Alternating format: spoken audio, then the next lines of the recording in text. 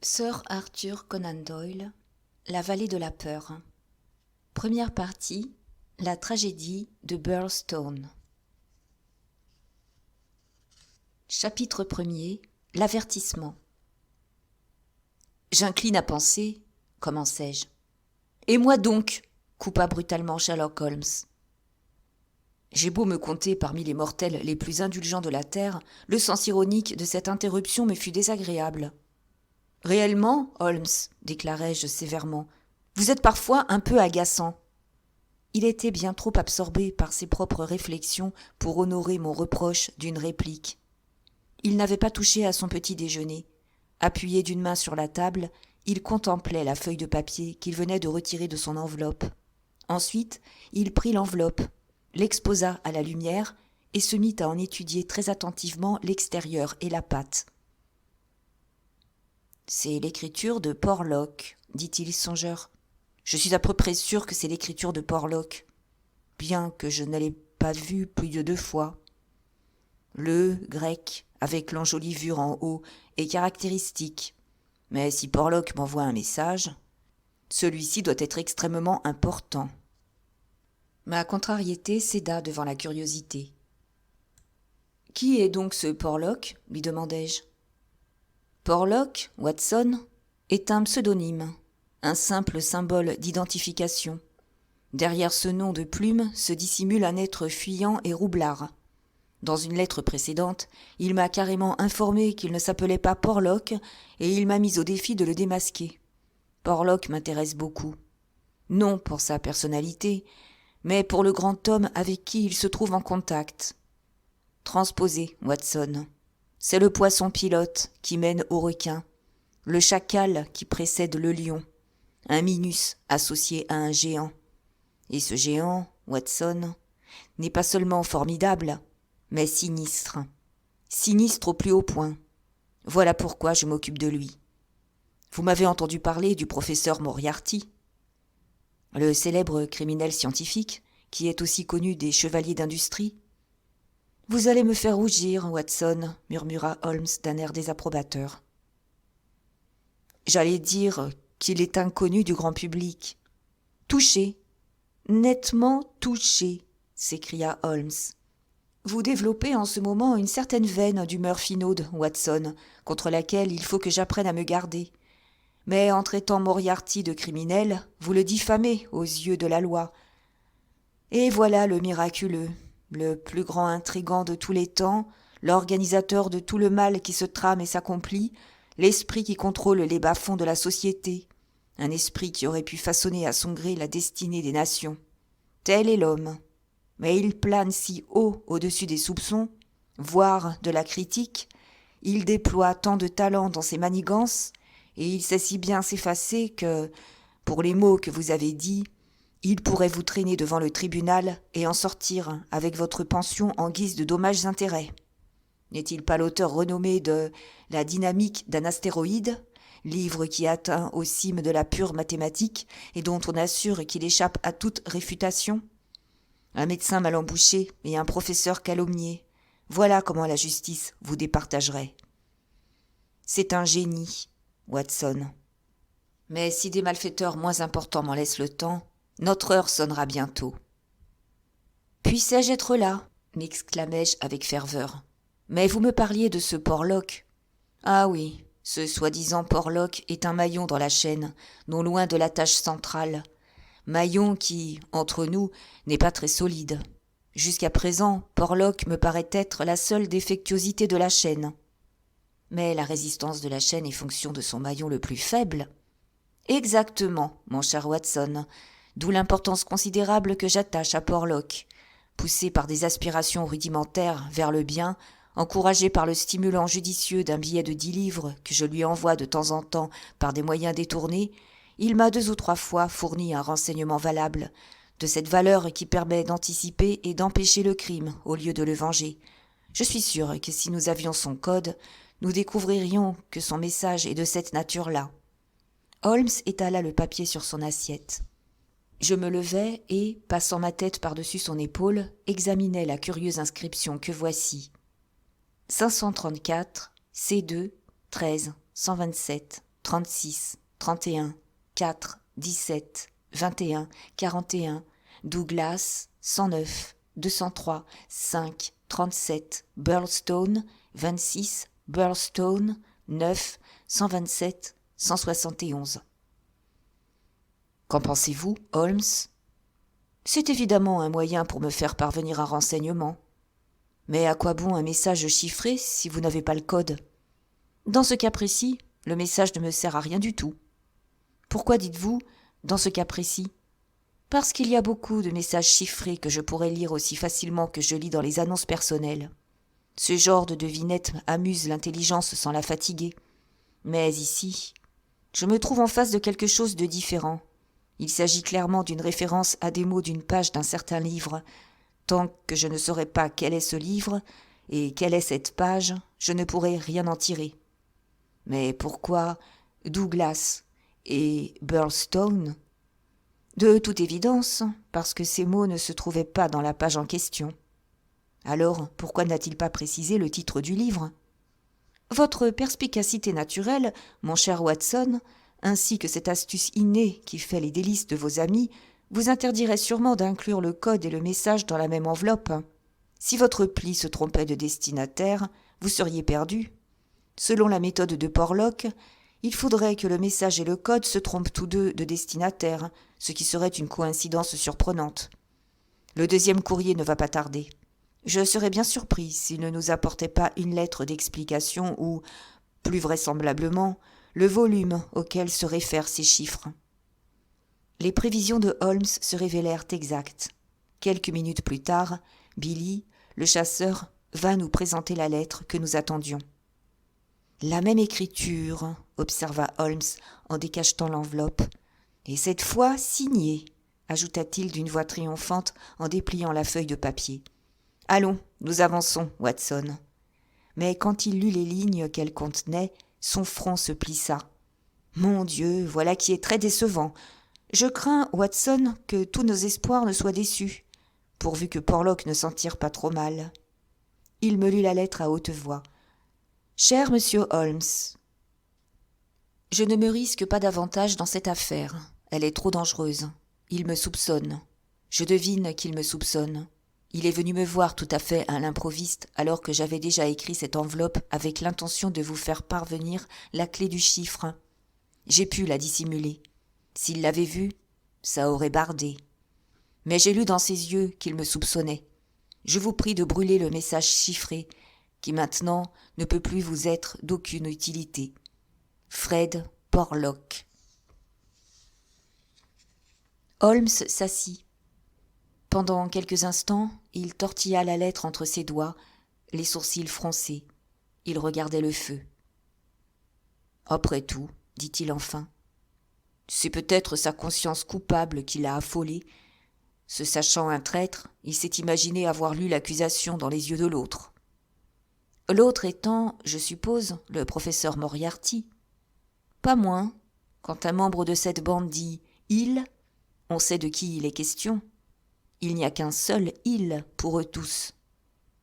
Mais que peut-il faire ? C'est une grosse question. Quand on possède l'un des premiers cerveaux de l'Europe et toutes les puissances des ténèbres à sa dévotion, les possibilités sont infinies. En tout cas, l'ami Porlock a une peur bleue. Voulez-vous comparer l'écriture du billet avec celle de l'enveloppe qui a été rédigée, nous dit-il. Avant cette visite de mauvais augure, l'adresse a été écrite d'une main ferme.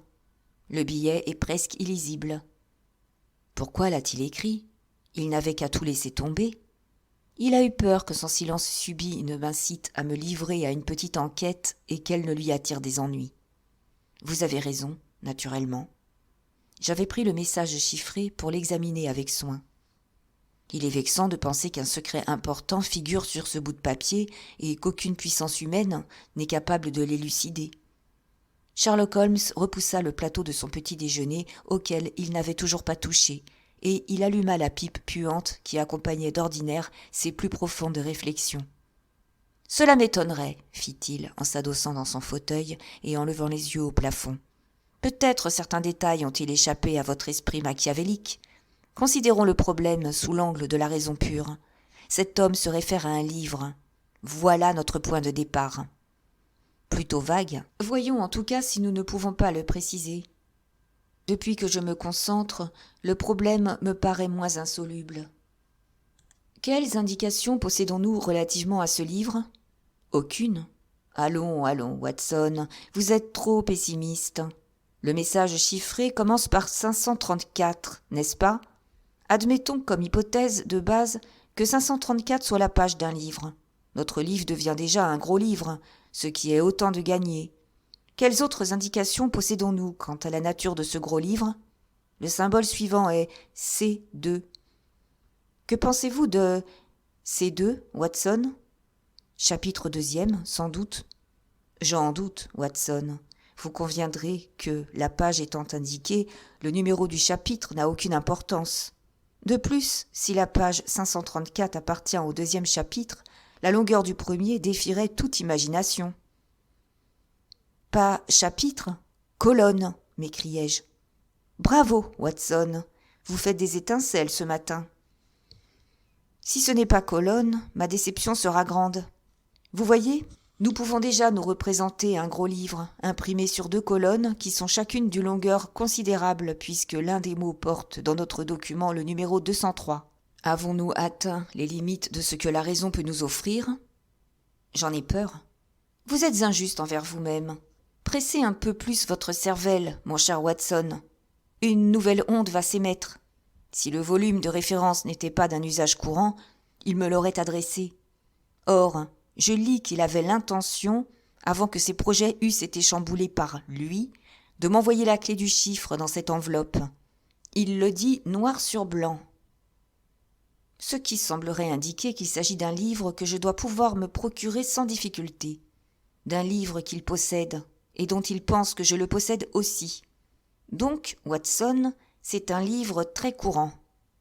Ce que vous avancez est certainement plausible.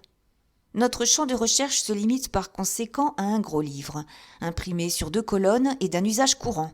« La Bible !» m'écriai-je victorieusement. « Bien, Watson, bien. Mais pas très, très bien, si j'ose dire. La Bible ne me paraît pas devoir être le livre de chevet de l'un des complices de Moriarty. En outre, il y a tant d'éditions de la Bible que mon correspondant ne serait pas sûr que nos 2 exemplaires aient la même pagination.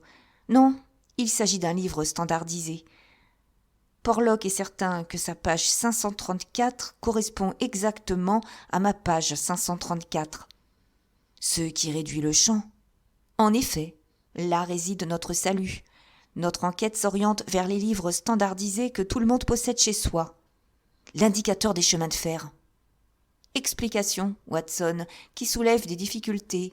Le vocabulaire de l'indicateur des chemins de fer est sec et concis. Les mots qui y figurent se prêtent très difficilement à la confection d'un message courant. Nous éliminons l'indicateur. Le dictionnaire est, je crois, récusable pour la même raison. Que nous reste-t-il donc ? Un almanach ? Excellent, Watson. Je serais bien étonné si vous n'aviez pas tapé dans le mille. Un almanach. Examinons le Whitaker's Almanach. Il est d'usage courant. Il a le nombre de pages requis. Il est imprimé sur 2 colonnes. Quoique limité dans le vocabulaire du début, il devient, si je me souviens bien, très éloquent sur la fin. Il s'empara du livre qui était sur son bureau. Voici la page 534, colonne 2. Je vois un grand morceau de littérature sur le commerce et les ressources des Indes anglaises. Inscrivez les mots, Watson. Le numéro 13 est Marat. Ce début ne me dit rien qui vaille. Le numéro 127 est gouvernement, ce qui au moins est censé, mais n'a rien à voir avec nous et le professeur Moriarty. Maintenant, essayons encore. Que fait le gouvernement Marat ? Hélas, le mot suivant est soie de porc. Fini, mon bon Watson, nous avons perdu. Il avait pris le ton de la plaisanterie, mais une certaine déformation de ses sourcils broussailleux révélait son amertume et son irritation. Désolé, je m'assis auprès du feu. Le silence prolongé qui suivit fut brusquement interrompu par une exclamation de Holmes. Il se précipita vers l'armoire d'où il exhuma un 2e gros volume à couverture jaune. « Nous voilà punis, Watson, pour être à la page !» s'écria-t-il. « Nous nous tenons en avance sur notre époque. Il faut en payer le prix. Comme nous sommes le 7 janvier, nous avons tout naturellement compulsé le nouvel almanach. Mais il est plus que probable que Porlock a pris son message dans celui de l'année dernière. Et il nous l'aurait d'ailleurs précisé s'il avait écrit sa lettre d'explication. Voyons ce que nous réserve la page 534, numéro 13. 1. Ah, voilà qui est plus prometteur. Le numéro 127 est « Danger ». Les yeux de Holmes brillaient de surexcitation. Ses doigts fins et nerveux se crispaient pendant qu'il comptait les mots. « Ah, capital, Watson. Un danger. Écrivez, Watson. Écrivez. Un danger. Imminent. Menace. Très vraisemblablement. Le nommé. Ici nous avons Douglas. Riche, provincial, demeurant à Burlstone House. Burlstone, certitude, danger, pressant. Là, Watson, que pensez-vous de la raison pure ? Si l'épicier vendait quelque chose qui ressemblât à une couronne de laurier, j'enverrais Billy me l'acheter. Je relus l'étrange message que j'avais griffonné sur une feuille de papier pendant que Holmes le déchiffrait. « Quelle façon compliquée de s'exprimer, soupirai-je. « Au contraire, dit Holmes, Porlock a opéré d'une manière remarquable. Si vous cherchez sur une seule colonne les mots destinés à exprimer votre pensée, il vous sera bien difficile de les trouver à peu près tous. Vous serez obligé de laisser la bride à l'initiative de votre correspondant. Ici, au contraire, la teneur est parfaitement claire. Une diablerie se trame contre un certain Douglas, qui est sans doute un riche propriétaire de province. Porlock est sûr. Il a mis « certitude » parce qu'il n'a pas trouvé « sûr » dans sa colonne. Que le danger est pressant. Voilà notre résultat, et nous nous sommes livrés à un véritable petit chef-d'œuvre d'analyse. Holmes arborait la joie impersonnelle du véritable artiste devant sa meilleure réussite. Il l'éprouvait toujours, même quand il se lamentait sur la médiocrité du travail qui lui était imposé. Il avait encore le sourire aux lèvres quand Billy ouvrit la porte pour introduire l'inspecteur MacDonald de Scotland Yard. Cela se passait dans les années 90. À cette époque, Alec MacDonald n'avait pas acquis la réputation nationale dont il peut se glorifier aujourd'hui. Il n'était qu'un jeune détective officiel, plein d'allant, qui s'était déjà distingué dans plusieurs affaires. Sa grande charpente osseuse en disait long sur sa force physique exceptionnelle. Son crâne développé, ses yeux brillants et profondément enfoncés dans leurs orbites, attestaient aussi l'intelligence aiguë qui pétillait derrière ses sourcils touffus. C'était un garçon taciturne, précis, d'un naturel austère. À 2 reprises, Holmes l'avait aidé à réussir en acceptant comme récompense que le plaisir intellectuel d'avoir résolu un petit problème, ce qui expliquait le respect et l'affection que vouait l'Écossais à son collègue amateur. Il consultait Holmes chaque fois qu'il se trouvait en difficulté. La médiocrité n'admet rien de supérieur à elle-même, mais le talent reconnaît instantanément le génie. MacDonald disposait d'un talent professionnel suffisant pour n'éprouver aucune humiliation à acquitter l'assistance d'un détective dont les dons et l'expérience étaient incomparables. Holmes n'avait pas l'amitié facile, mais le grand Écossais lui plaisait. « Vous êtes un oiseau matinal, monsieur Mac, lui dit-il. Je vous souhaite bonne chance pour vos vermisseaux, mais je crains que votre visite à pareille heure n'indique un mauvais coup quelque part. » Si vous aviez dit « j'espère » au lieu de « je crains », vous auriez sans doute été plus proche de la vérité, n'est-ce pas, monsieur Holmes ? Répondit l'inspecteur avec le sourire d'un psychologue. Non, je ne tiens pas à fumer, merci. Il faut que je me remette bientôt en route, car les premières heures d'une affaire sont, vous le savez bien, les plus profitables. Mais... L'inspecteur s'arrêta tout à coup. Il avait vu le papier sur lequel j'avais transcrit le message énigmatique, et il le contemplait, stupéfait. « Douglas » balbutia-t-il. « Burlstone » Que veut dire cela, monsieur Holmes ? C'est de la pure sorcellerie. Au nom de tous les miracles, d'où tenez-vous ces noms ? C'est un message en code que le docteur Watson et moi avons eu l'occasion de déchiffrer. Mais qu'est-ce qui vous trouble à propos de ces noms ? L'inspecteur nous dévisagea successivement avec ahurissement. « Simplement ceci, monsieur Holmes, répondit-il. Un monsieur Douglas, de Burlstone Manor House, a été affreusement assassiné ce matin. » Chapitre 2. Monsieur Sherlock Holmes discourt. C'était pour ce genre d'instant dramatique que mon ami existait. Il serait excessif de dire qu'une information aussi extraordinaire le bouleversa ou même l'émut. Absolument dépourvu de cruauté, il s'était néanmoins endurci à force de vivre dans le sensationnel. Mais si ses émotions étaient émoussées, son intelligence n'en avait pas moins conservé son agilité exceptionnelle. Sur son visage, je ne lus rien de l'horreur qui me secouait. J'y découvris plutôt l'expression calme et intéressée du chimiste qui voit d'une solution saturée à l'excès les cristaux tomber en place. « Remarquable, fit-il. Remarquable. » Vous ne paraissez pas surpris. « Intéressé ? Oui, monsieur Mac. Surpris ? Pas beaucoup. Pourquoi serais-je surpris ? Je reçois une communication anonyme provenant d'un quartier que je connais et m'avertissant qu'un danger menace une certaine personne. Dans l'heure qui suit, j'apprends que ce danger s'est matérialisé et que la personne est morte. Je suis donc intéressé, comme vous le voyez. Mais je ne suis pas surpris. » En quelques mots, il expliqua à l'inspecteur les faits concernant la lettre et le code. MacDonald s'assit, cala son menton sur ses mains et ses yeux ne furent plus que 2 fentes jaunes. « Je me préparais à descendre ce matin à Burlstone, dit-il. J'étais passé ici pour vous demander si vous aimeriez m'accompagner, mais après ce que vous m'avez dit, je me demande si nous ne ferions pas un meilleur travail dans Londres même. »« Je ne le pense pas, » fit Holmes. « Voyons, monsieur Holmes, » s'écria l'inspecteur. « Demain ou après-demain, les journaux seront pleins du mystère de Burlstone. Mais où est le mystère, puisque dans Londres, il se trouve quelqu'un qui a prédit le crime avant qu'il soit commis ? Mettons la main au collet de ce prophète, et le reste suivra. » « Sans doute, monsieur Mac. Mais comment envisagez-vous de mettre la main au collet du soi-disant Porlock ?» MacDonald retourna la lettre que Holmes lui avait remise.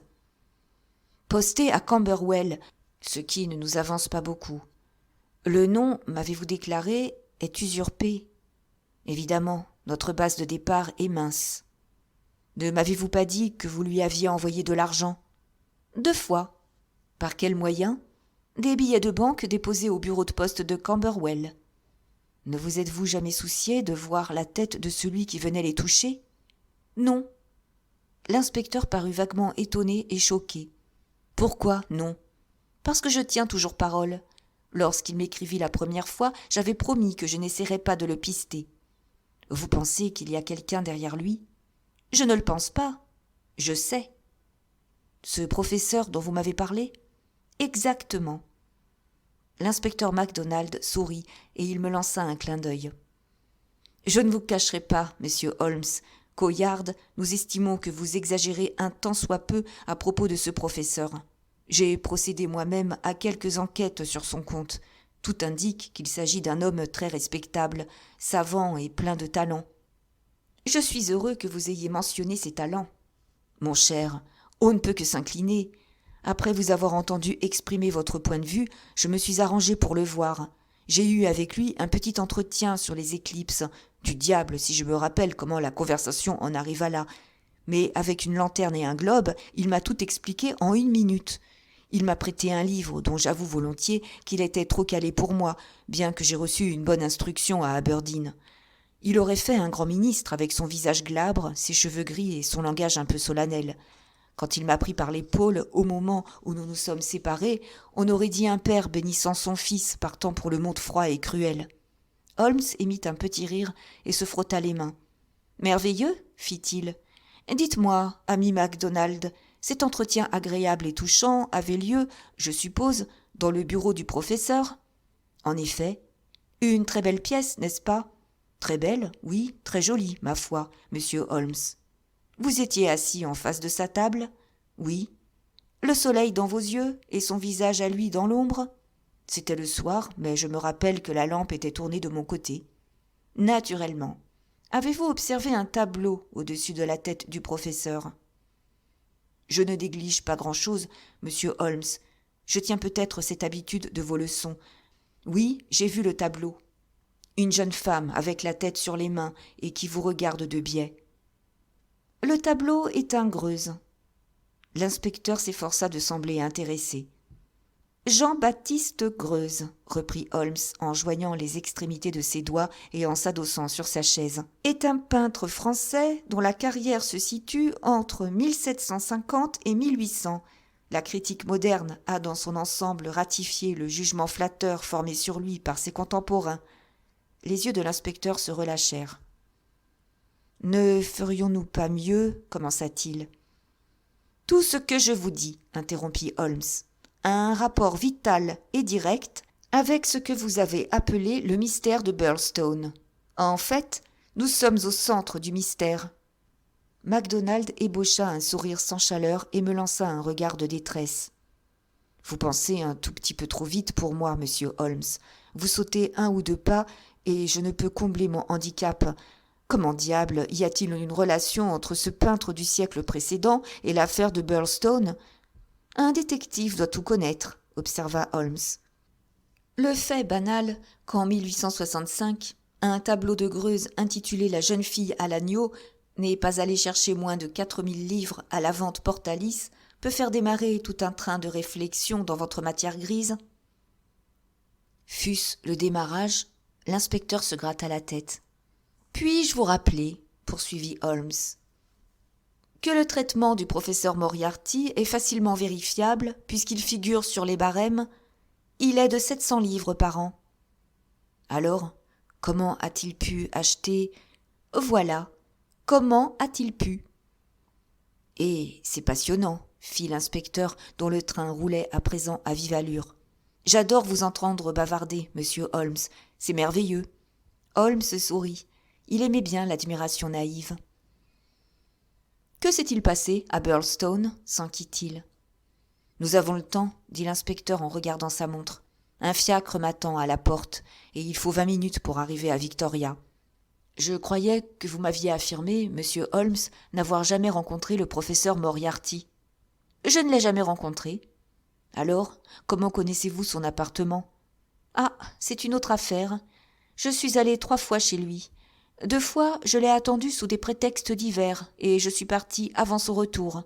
Une fois, allons, j'ai quelques scrupules à me confesser, un détective officiel. Bref, c'est cette fois-là que j'ai pris la liberté de parcourir ses papiers avec un résultat tout à fait imprévu. Vous avez trouvé quelque chose de compromettant ? Absolument rien. Voilà ce qui m'a déconcerté. Mais vous voyez l'importance du détail du tableau. Il implique que le professeur est très riche. Comment a-t-il acquis sa fortune ? Il n'est pas marié. Son frère cadet est chef de gare dans l'Ouest. Sa chaire lui rapporte 700 livres par an. Et il possède un Greuze. Alors, la déduction me paraît simple. Vous inférez qu'il a de gros revenus et qu'il se les procure d'une manière illégale ? Exactement. Cette opinion, bien sûr, ne se base pas que sur le Greuze. Je dispose de douzaines de fils ténus qui me conduisent tous plus ou moins vers le centre de la toile où se tapit cette bête venimeuse et immobile. J'ai mentionné le Greuze uniquement parce qu'il situait l'affaire dans les limites de votre champ visuel. Eh bien, professeur Holmes, je conviens que ce que vous dites est intéressant. C'est plus qu'intéressant, tout simplement captivant. Mais si vous le pouvez, creusons donc encore un peu.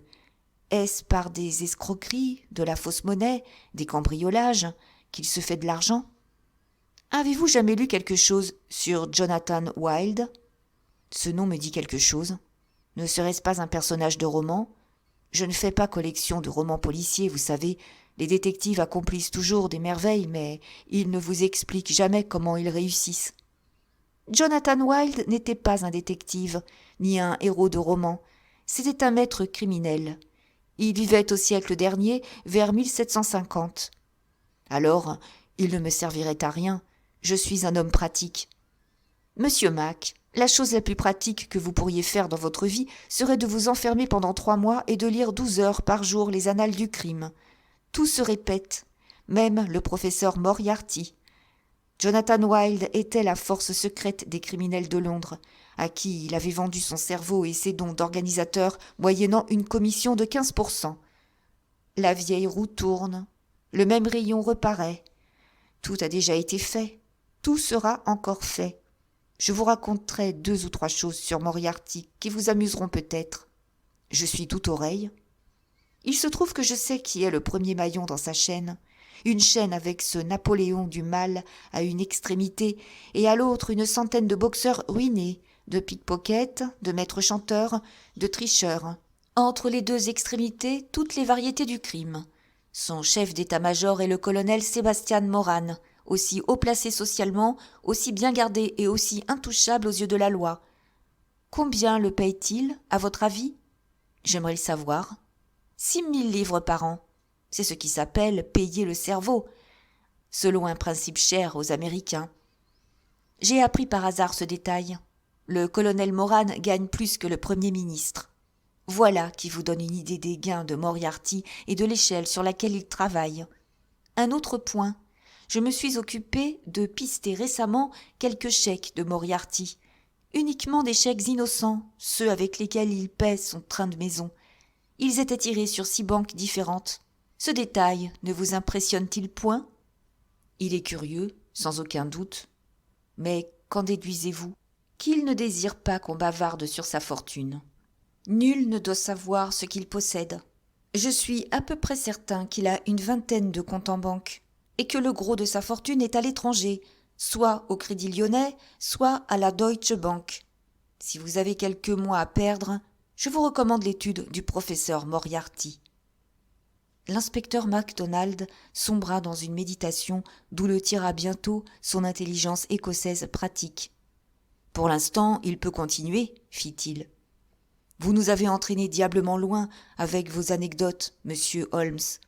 Ce que je retiens surtout, c'est votre conviction qu'il existe un rapport entre le professeur et le crime, et le fait que vous avez reçu un avertissement de ce Porlock. Ne pourrions-nous aller pratiquement plus loin ? Nous pouvons nous former une idée quant au mobile du crime.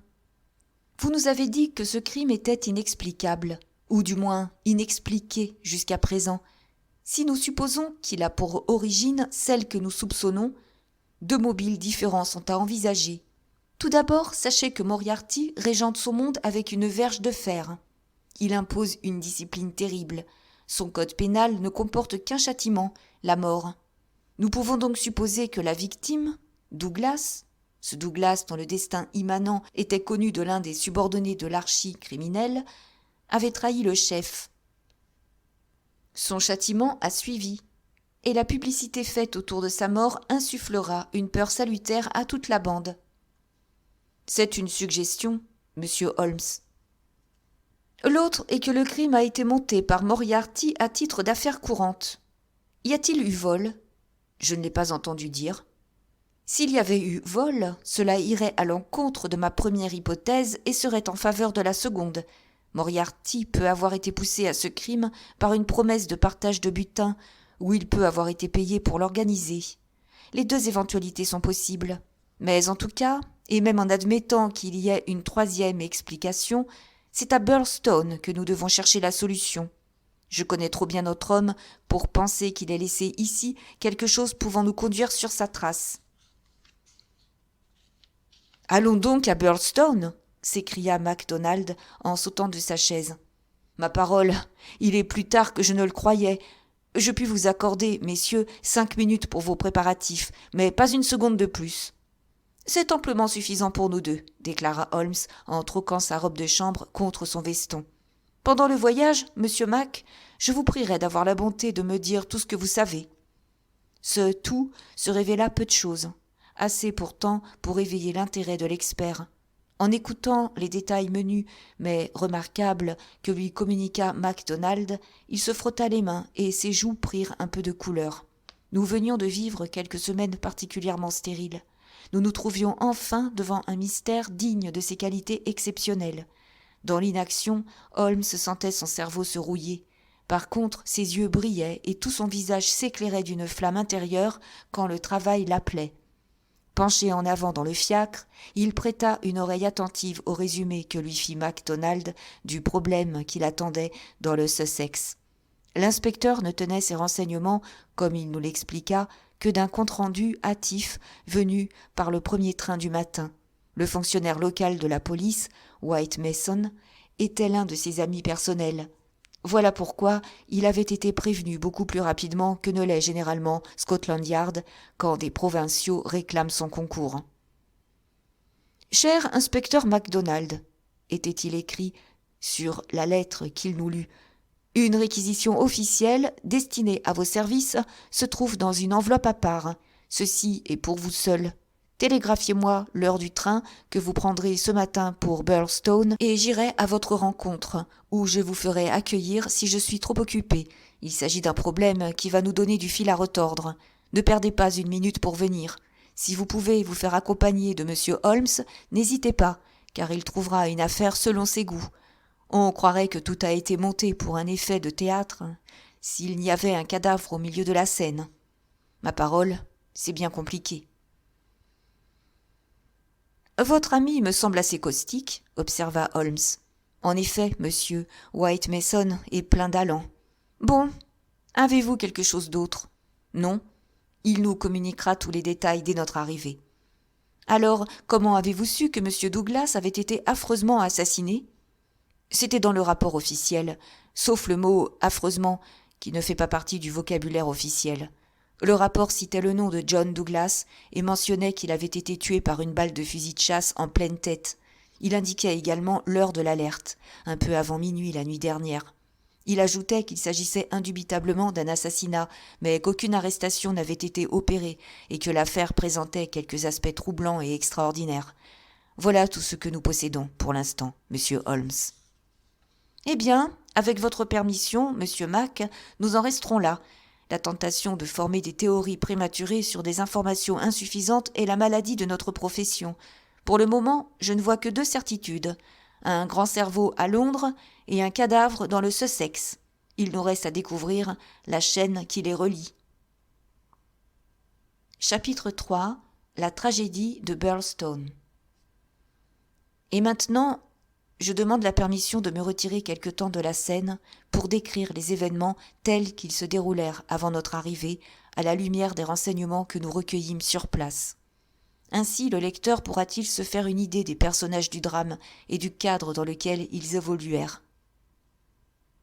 Le village de Burlstone est une petite et très ancienne agglomération de maisonnettes à moitié en bois sur la lisière nord du comté du Sussex. Pendant plusieurs siècles, il n'avait pas changé d'aspect, mais ces dernières années, son pittoresque attira des résidents aisés dont les villas surgirent d'entre les bois environnants. Ces bois, dit-on dans le pays, seraient la bordure extrême de la grande forêt du Weald qui va s'amincissant jusqu'au pied des dunes crayeuses de la côte. Un certain nombre de petits magasins se sont ouverts pour subvenir aux besoins d'une population sans cesse croissante.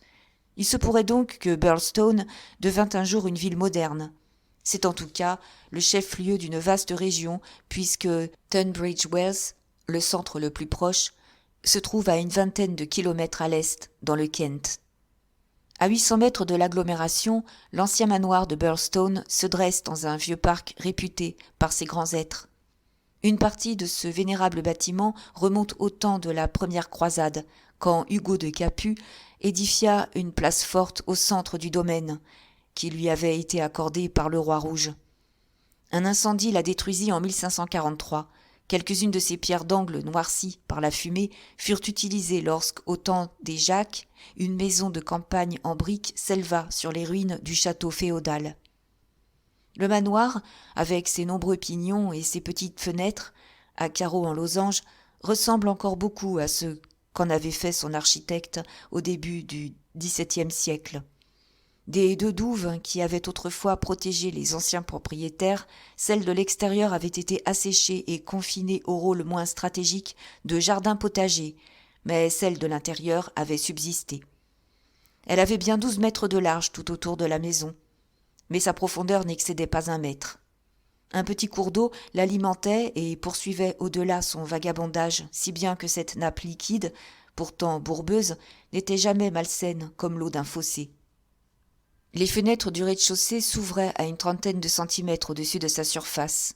L'unique accès au manoir était un pont-levis dont les chaînes et le treuil avaient longtemps été rouillés et démolis. Les châtelains actuels avaient pris cependant la décision caractéristique de le faire réparer. Il était levé chaque soir, baissé chaque matin. Cette restauration d'une coutume féodale faisait du manoir, la nuit, une île, métamorphose qui eut un rapport très direct avec le mystère qui passionna l'opinion anglaise. La maison n'avait pas été habitée depuis quelques années et elle menaçait ruine quand les Douglas en prirent possession. Cette famille se limitait à 2 personnes, John Douglas et sa femme. Douglas était un homme remarquable, tant par le caractère que par la personnalité. Il pouvait être âgé de 50 ans. Il avait une forte mâchoire, des traits rudes, une moustache poivre et sel, des yeux gris particulièrement vifs, une charpente robuste et un air viril. Il était bon et enjoué avec tout le monde, plutôt désinvolte de manières, et il donnait l'impression qu'il avait jusque-là vécu dans des couches sociales nettement inférieures à la société du comté. Accueilli avec une curiosité nuancée de réserve par ses voisins plus cultivés, il s'était néanmoins forgé une grande popularité parmi les villageois.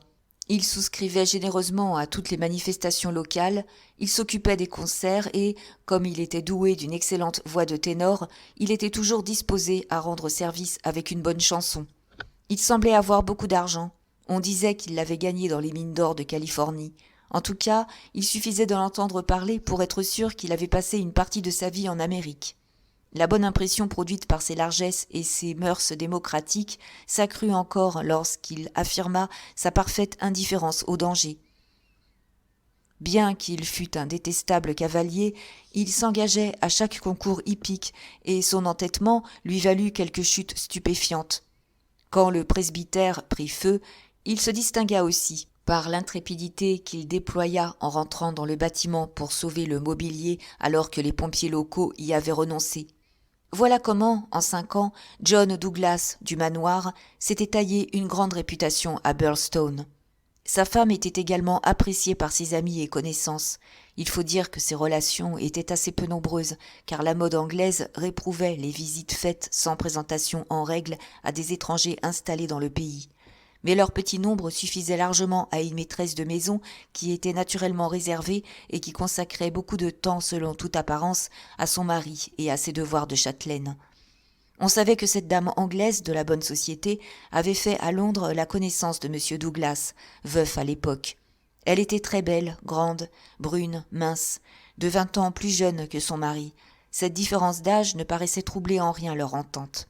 Leurs proches remarquèrent, toutefois, qu'entre eux la confiance n'était peut-être pas totale, car l'épouse se montrait toujours fort discrète sur le passé de son mari, comme si elle ne le connaissait qu'imparfaitement. Quelques observateurs notèrent également que madame Douglas était parfois nerveuse et visiblement mal à l'aise chaque fois que son mari rentrait plus tard que prévu. Dans une campagne paisible, où tous les cancans sont les bienvenus, ce point faible de la châtelaine avait fait l'objet de divers commentaires qui rebondirent avec emphase quand les événements lui accordèrent une signification très spéciale. Il y avait encore quelqu'un qui vivait au manoir, d'une manière intermittente, il est vrai, mais dont la présence à l'époque de la tragédie suscita de nombreuses controverses dans le public. C'était Cecil James Barker, de Hales Lodge, Hampstead. La grande silhouette dégingandée de Cecil Barker était familière à tout le village de Burlstone, car il venait fréquemment au manoir où il était toujours choyé. On disait qu'il était le seul témoin du passé inconnu de M. Douglas, que celui-ci eût admis dans sa nouvelle résidence. Barker était incontestablement anglais, mais son langage prouvait qu'il avait d'abord connu Douglas en Amérique et qu'il avait vécu là-bas avec lui, sur un pied d'intimité. Il semblait jouir d'une fortune considérable et il passait pour célibataire. Il était un peu plus jeune que Douglas, 45 ans au maximum.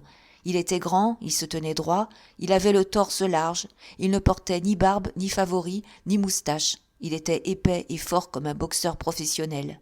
Il avait des sourcils noirs et surtout une paire d'yeux noirs dominateurs qui pouvaient, même sans l'aide de ses poings, lui permettre de fendre une foule hostile. Il ne montait pas à cheval. Il ne chassait pas, il passait ses journées à se promener autour du vieux village, la pipe à la bouche. À moins qu'il ne partageât une voiture avec son hôte, ou, en son absence avec son hôtesse, pour parcourir la campagne. Un gentleman insouciant et généreux, déclara Ames, le maître d'hôtel, qui ajouta « Mais ma parole, je n'aurais pas voulu le contredire. » Il était cordial avec Douglas, pas moins avec sa femme. Leur amitié sembla irriter plus d'une fois le mari.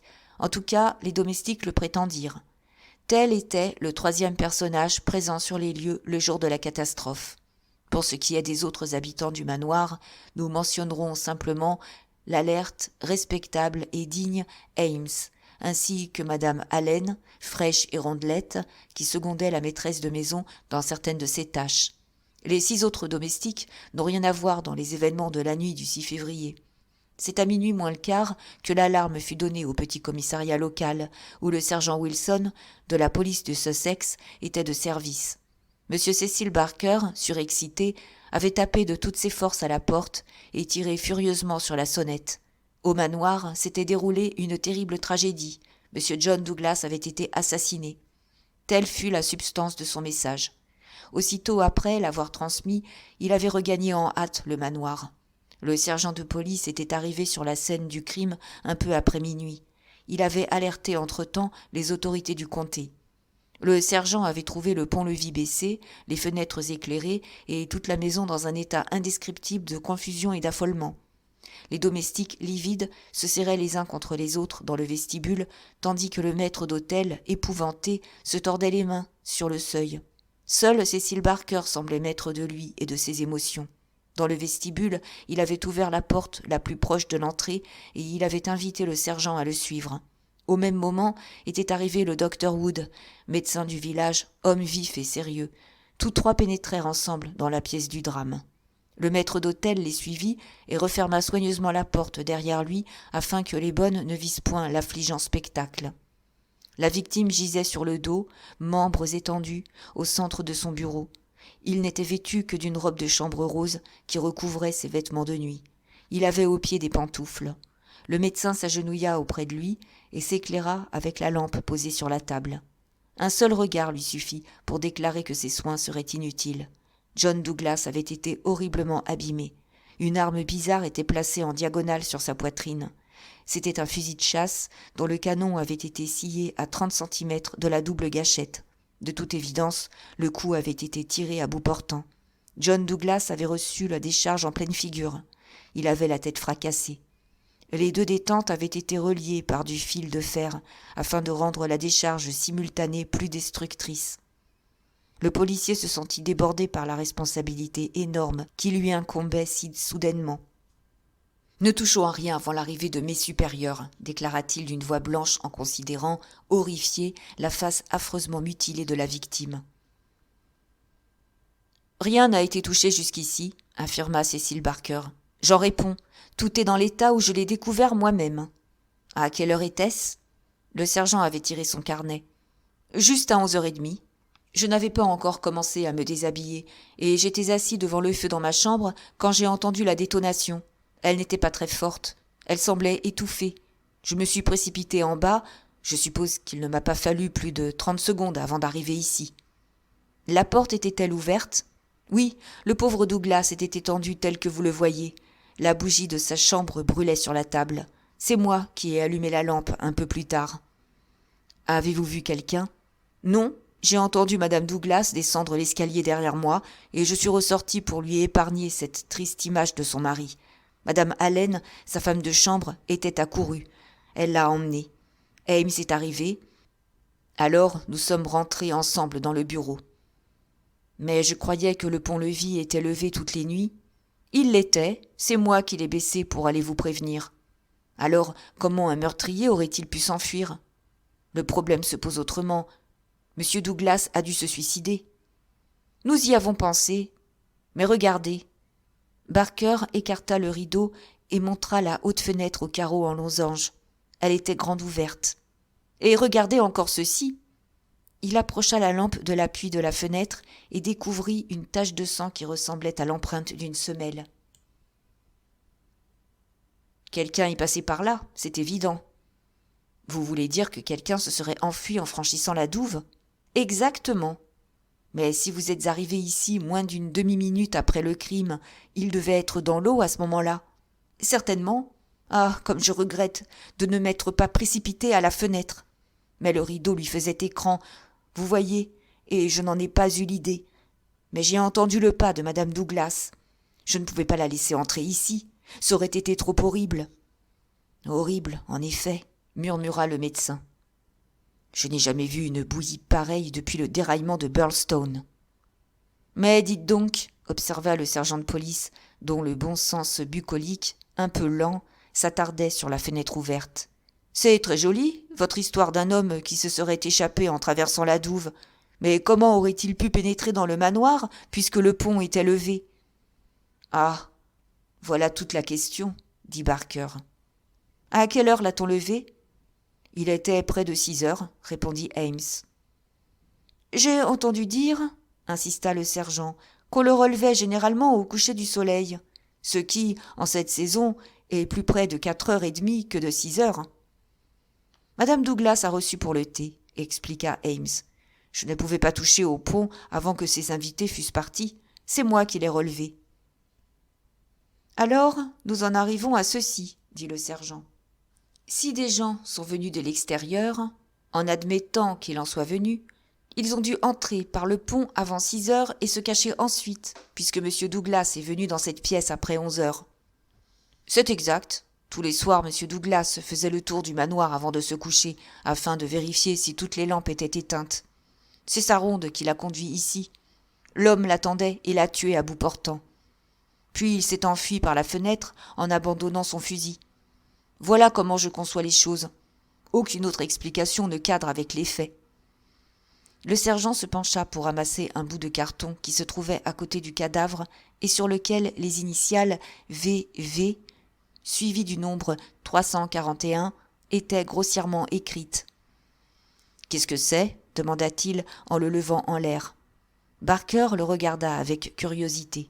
« Je ne l'avais pas remarqué, » dit-il. « Le meurtrier doit l'avoir laissé tomber dans sa fuite. »« VV 341 » Je n'y comprends rien.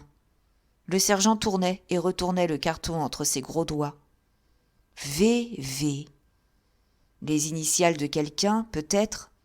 Qu'avez-vous là, Dr. Wood ? Le médecin avait ramassé un marteau de bonne taille sur la carpette devant la cheminée. Un marteau solide. Cécile Barker désigna une boîte de clous à tête de cuivre sur la cheminée. Monsieur Douglas avait modifié l'emplacement des tableaux dans la journée d'hier, expliqua-t-il.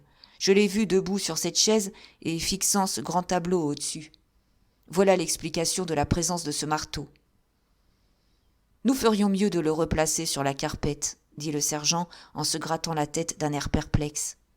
Il faudra les meilleures têtes du yard pour aller jusqu'au fin fond de l'affaire.